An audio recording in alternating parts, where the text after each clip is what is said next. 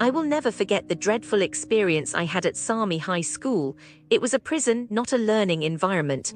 The moment I stepped foot in that overcrowded, understaffed nightmare, I knew I was in for a world of trouble.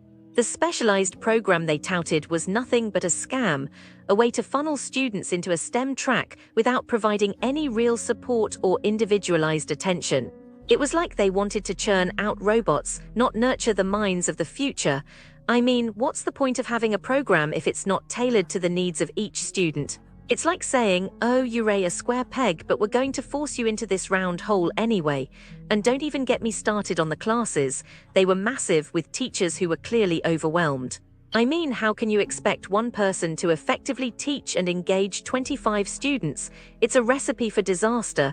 I felt like I was just a number, not a person with needs and desires. The learning environment was minimal, to say the least. The worst part was the bullying.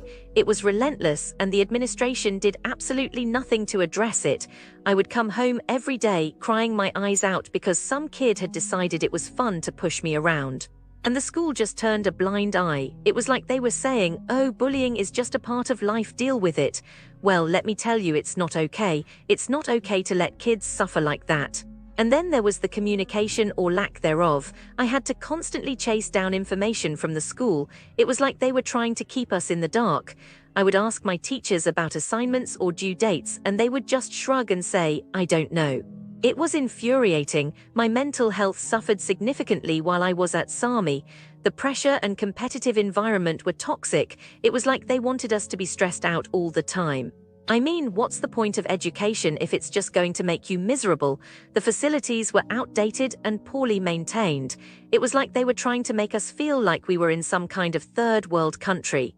I would walk down the hallway and see peeling paint, broken lockers, and dirty floors. It was disgusting. And the security, forget about it, it was a joke. Students would get into trouble left and right, and there was no real supervision. It was like the school was just a playground for kids to run wild. The staff was unhelpful and dismissive. They seemed more concerned with appearances than with student well-being.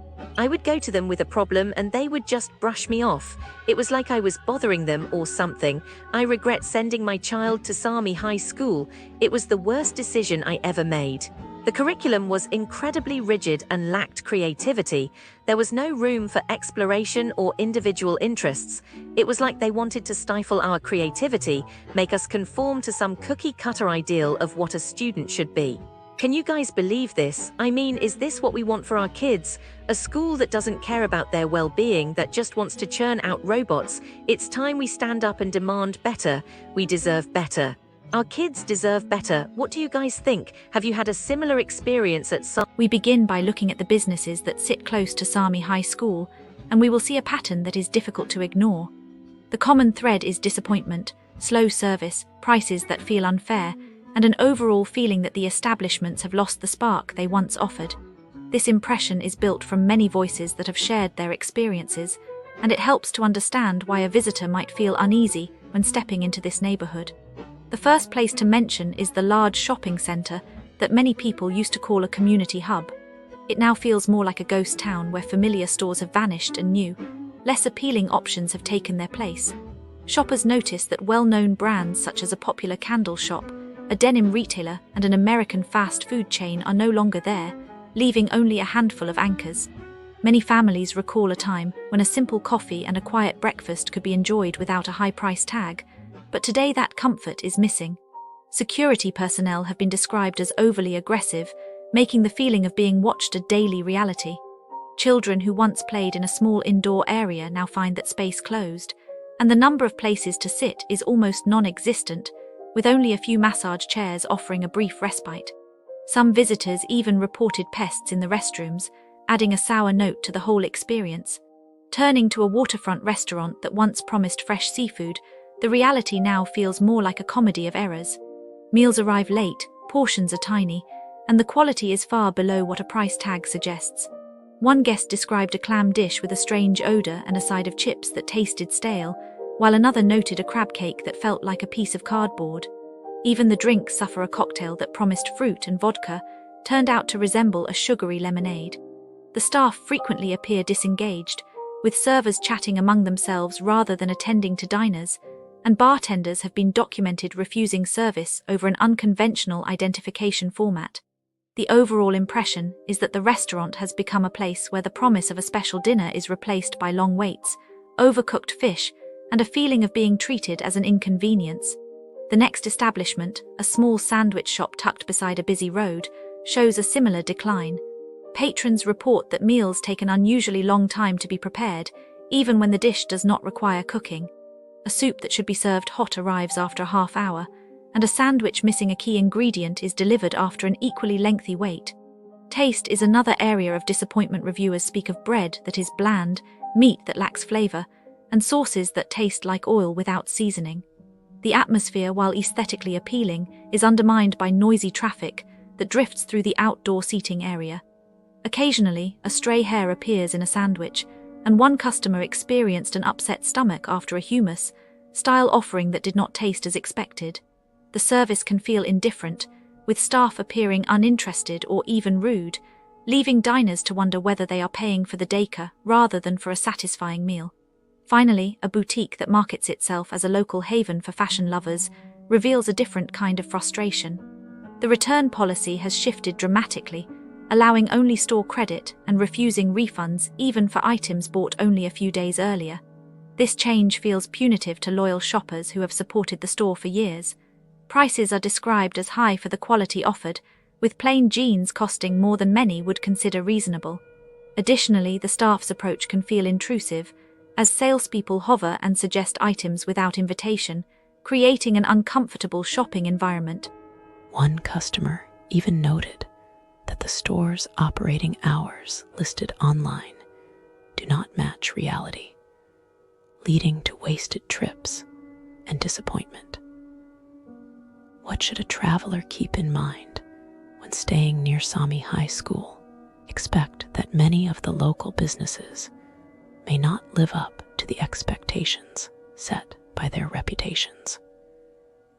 Service can be slow, prices may be steep, and the overall atmosphere may feel more like a series of missed opportunities than a welcoming community. It is wise to plan ahead.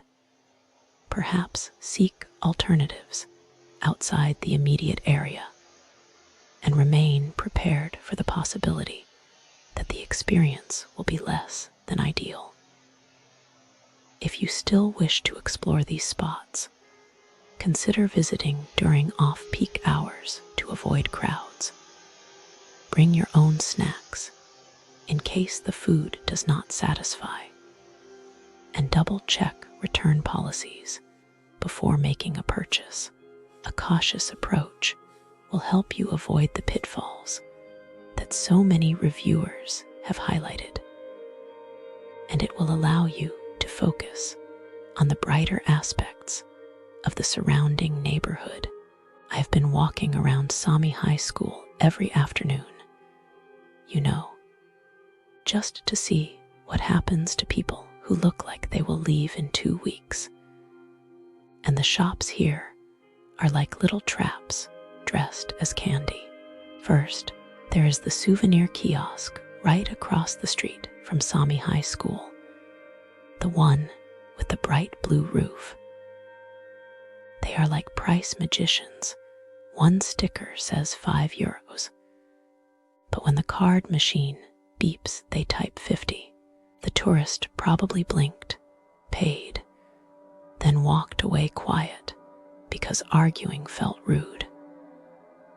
I predict she checked her banking app at the bus stop, felt sick, and then spent the rest of her trip eating only bread so the budget could breathe. The owner probably laughed, counted cash, and will do it again tomorrow because nobody returned. Next, the phone repair booth 50 meters down from Sámi High School. They are like helpful vampires. A girl asked for a new screen. They took the phone, said come back in 1 hour. When she returned, they showed a cracked inside panel and claimed it was already broken. so she must pay double.